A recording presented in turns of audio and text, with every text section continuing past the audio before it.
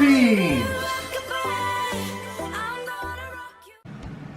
morning. Oh my God. 2 o'clock ng umaga. Nagising ako kasi nag-defrost pala ako kahapon ng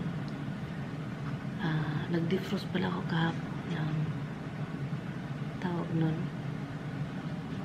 burger. So ngayon nakalimutan kong lutuin. Andito lang sa counter. Ngayon nilagay ko na.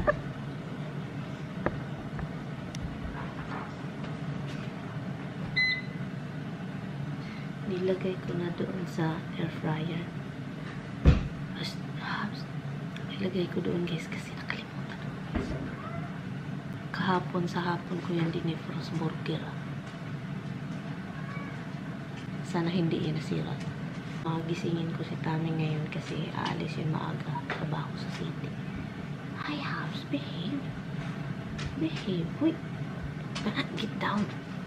Get down. Get down. Magpakarga.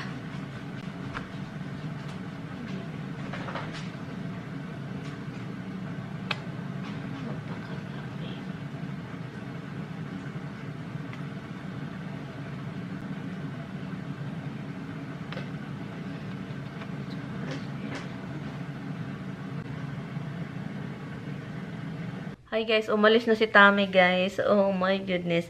Alam nyo, nag-live ako and then ang daming nagsabi na itapon yung burger kasi nga unsafe na siya. So ngayon, si Tami naman dinali-dali niyang tinago sa refrigerator kaya hindi ko na siya maitapon kasi tinago na ni Tami. Makita ko man siya sa refrigerator pero hanapin niya yan mamayang pagbalik.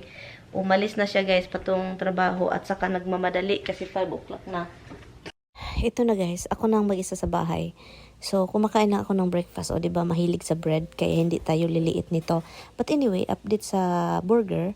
Pagdating ni Tami, kinain niya yun, guys. So, na ano pa ako kasi nilamon ko yun ang laki-laki yung mukha ko. So, ngayon, dumating si Tami. Kinain niya yun. Okay naman siya, guys. Hindi siya nagka-diarrhea. Thank God. Hi, guys. Wala po tayong kuryente. Mga 30 minutes ago na wala yung kuryente. Iwan ko. Pero meron pa akong internet kasi may backup si Tami. Backup malaking battery para sa wifi at saka sa movie niya. So, may backup siya. So, ako naman, punta lang ako sa taas kasi kailangan ko, hala ko yung init dito guys. Sa taas talaga mainit. Humid ba? Yung humidity niya. Ay, nako. Yan ako. Dito si Brenda matulog ulit. Wala palang kuryente, oy. Automatic inon ko agad. Walang kuryente. Alam na this. Tika guys, And si Mr. nag-text. Sabi pa niya, wala daw akong kuryente kasi yung electric company nag-message sa kanya na walang electric dito. So sabi niya, honey, do you don't have electric? Sabi ko, no. Sabi ko, bakit? Nag-text yung na wala kayong kuryente. Sabi ko, kailan nila ibalik? 12 noon daw. I-try nila mga 12 o'clock. Ganyan kasi dito guys, kapag walang kuryente, i-update ka, ganun. And then, pag pag kailan nila ibalik, i-update ka rin nila. So, I think magbagyo pa ito. Hindi ko alam until what time kasi yun. Let's see kung hindi na pumasok yung groundhog. Hopefully talaga hindi na sila magdidig. Hopefully. Tignan natin dito sa kabila. Let's see. Wala sila. Hindi sila nagdig. Parang hindi nila kinaya yung mga nilagay ko dyan. Oh. Yun, alam na this. Hi guys, let's go guys. Kunin na natin si Brenda at saka mag-stop rin kami sa tindahan at saka itong sasakyan yung ni Tami yung dinrive ko kasi dinala niya yung sasakyan ko. So ngayon samahan niyo ako guys. Punta tayo doon sa tindahan. At saka meron din kaming lulutuin ni Brenda. So ito guys, wala sa plano kasi yung parang dire-diretso yung plano niya na dito sa bahay matulog. Buti na lang umuo ako kasi usually gusto kong mapag-isa pa minsan, ganon. Yun na, alam na mga paminsan gusto nating mapag-isa sa buhay. So, buti na lang okay yung feeling ko ngayong araw. Andito na kami sa tindahan guys, nakuha ko na si Brenda. Plano ko naman itong jackfruit kasi ang sarap kasi nito, matagal ko na ito ding hindi nakain. Bumili din ako ng kalbasa na labo-labo po ito kasi gustong gusto ni Mister. At of course salad yung litos niya, bok choy, ito bok choy, Chinese bok choy na pamahal guys, lahat na lang mahal. So kaya sabi ko sa sarili ko, grabe naman ito. Nagdoble yung presyo. So, kumuha na rin ako ng string beans kasi parang okay pa yung presyo niya at saka masarap din dyan kainin, no, diba? So, yun, string beans na lang yung mura dyan. I mean, hindi mura, okra din guys. Mahal ng okra. Ganyan ang ano na. So, kaya kumuha na din ako ng lubi kasi ginawan tayo ni Tami ng kudkuran. So, magkudkud ako. So, nakita na ata niyo yun. Ang mahal ng karne. So, sabi ko, bumili ako ng karne pero yung mura-mura konti. Ito yung nabili namin. Mag-ano pala, akala ko guys, magbudbud kami. Yung parang suman ba na may saging na dahon. Yun yung plano ko guys. Iba pala ang una utak nitong isa. Cassava cake pala. I-bake namin. Cassava cake ba? Bikir pala si Brenda ba? Parang wala akong tiwala sa kutsilyo ba? Grabe naman. Grabe naman to. Uy, hindi man ganyan mag-ano ng ano. Trust me. Sige, magkudkud ka na nga lang. Hala, uy, ganyan. Tignan mo, sinizigzag niya, oh. Yung kaibahan namin, guys, oh, tignan niya, oh. Hindi pa ganito yung mga Ilocana, guys. Oh, ganyan pala yung Ilocana. Hala, magkaiba talaga, guys. Siya na, pinacircle niya. Ang sa amin, guys, ganito sa Bisaya. Basta, importante, matanggal Makuha yun. Magkaiba talaga yun, ano, kahit Pilipino, no? Magkaiba yung mga style ba? Look, oh, ang bilis ko, oh.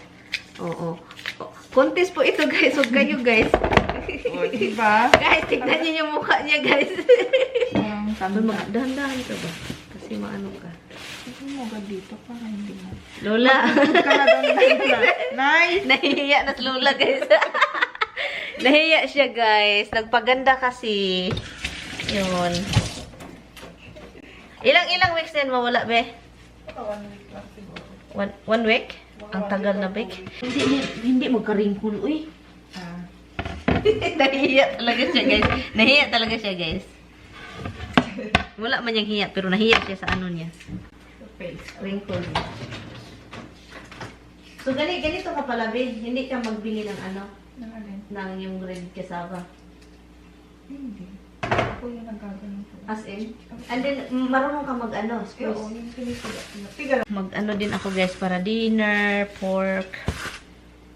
Kakain na naman ako dito, guys. Nangapit bahay na naman ako. Nangapit bahay na naman siya. Sabi pa niya, guys, wala akong trabaho. Diyan ako tulog. Yan. Kaya dito siya natulog. Langgana ka? Langgana? Ano to, ay labahan? Asan na yung sayo? Be careful sa ano, ha? Opo. Ba't ang dumi naman? Ba't ang dumi? Itim kasi yan, eh. Ano lang yun? Marumi yung ano mo? Hindi. Binili? Ano Sira? yan? Hindi man siya sira. Maluluto naman yan. Ano natin, biakin natin ito, guys.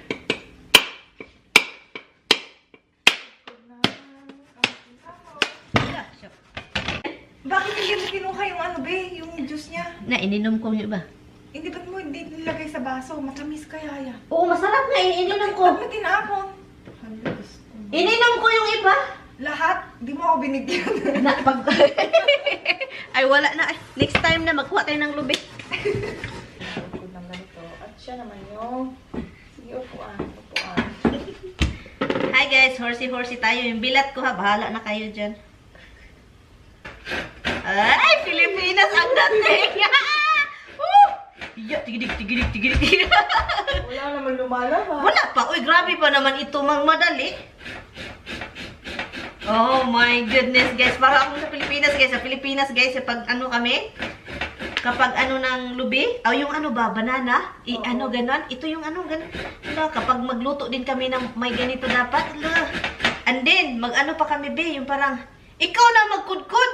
Kapago, di ba, sa Pilipinas? Oh, nakakangawit kaya yan. Ngayon, guys, nakakawis, guys. Horse, guys, horse. Hindi ba? Ang ingay naman kulturan ko, guys.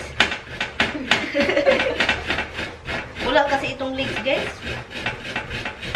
Oh, ang saya. Pero guys, alam nyo guys, para yung kasaba namin kulang. Si Brenda kasi ayaw gumastos ng malaki, guys. So, ganyan yung mangyari. Ako na sana nagbabayad, guys. Si Brenda.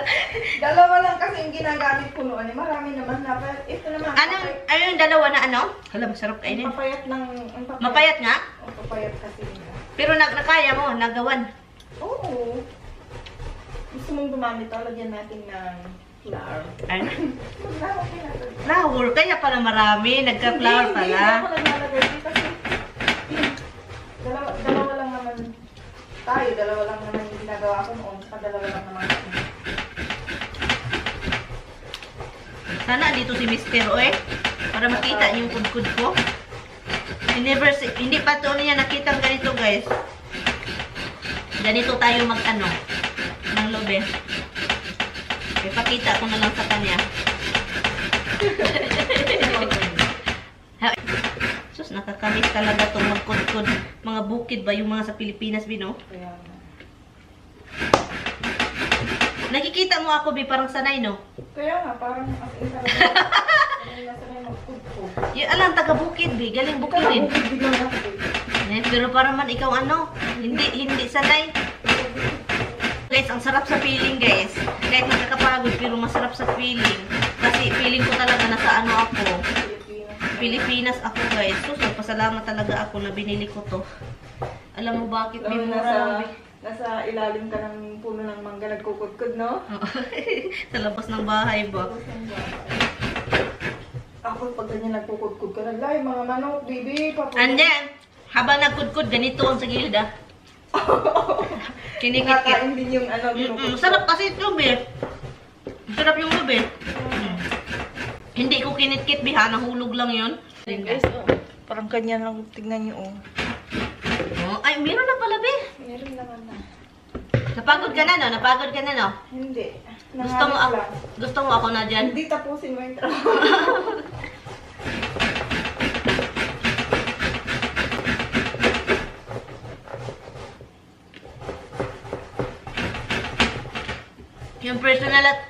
Yung personality namin ni Brenda, guys, magkaiba talaga. Na ano ba lang? Bino? Magkaiba, oy? Hindi naman mas lahat.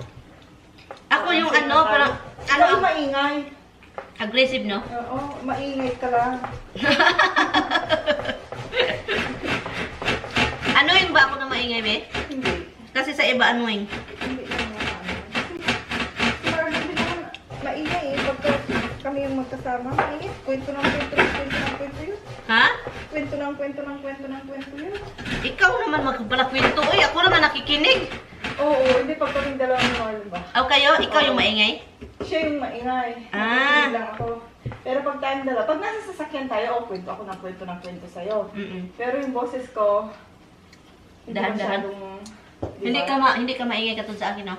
Ikaw, Malakas yung boses ko. ikaw malakas yung boses.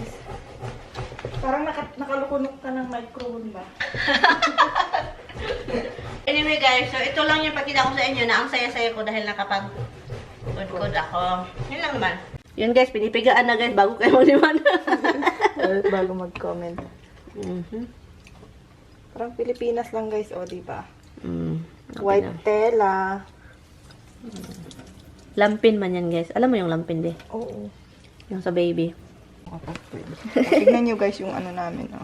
Okay guys, ito na yung ano, marumi po yung kamay niya guys. So ito na guys, ang ginagawa ni Brenda is yung cassava at saka coconut milk. Minix niya guys. Ang coconut milk guys. Hala, tignan niyo po, ano add siya. Para siyang ano, pro ba? Pro. And then yung sugar natin is ito. Kasi baka mamaya naging soup na yung kasaba cake natin pag ilagay lahat, diba? May mga ano man bina, pwede maarawan. Ay, hindi maarawan. Ilagay ito. Kunin mo to, Be. Ikaw naglagay dyan? Ako yan? Oo. Pag sure. Pa lang, ito pa lang yung nalagay ko. Oh. Pag sure ba? Yan, tatlo. Guys, grabe. Kaya nga 8 bucks, 9 bucks pala. Naalala ko noong $2. Pero maliit yung hiwa. $2. Pero ngayon, dahil nagmahal na lahat, guys, iwan ko na lang, guys. Naku talaga. Lumalaki yung dolyar sa Pilipinas, value. Pero dito kami gumagasto, guys. Dolyar ang mahal din. Grabe, dolyares. Pero sa Pilipinas, ipadala, ang laki na, di ba? 54 na ata ngayon. Oh, 54 be. So, tumaas talaga yung dolyares ko sa Pilipinas, o di ba? Pero dito, guys, kami, nagnganga. Kasi sobrang Pataas mahal. naman ng pataas. Pataas Presyo. ng pataas yung presyo. Ito yung pinasukan nyo na, be. Tapos mamaya nakita nyo yung hagdan doon. Animal nagisi na. Inano talaga niya yung ano ko, guys. Ang dami ng lakra ng kuko niya, kigwa. Nag-explain siya, pero yung kuko niya talagang inano sa silupin. Para paano niya, guys, ba? Para makita ng niya. Ginamos at okra.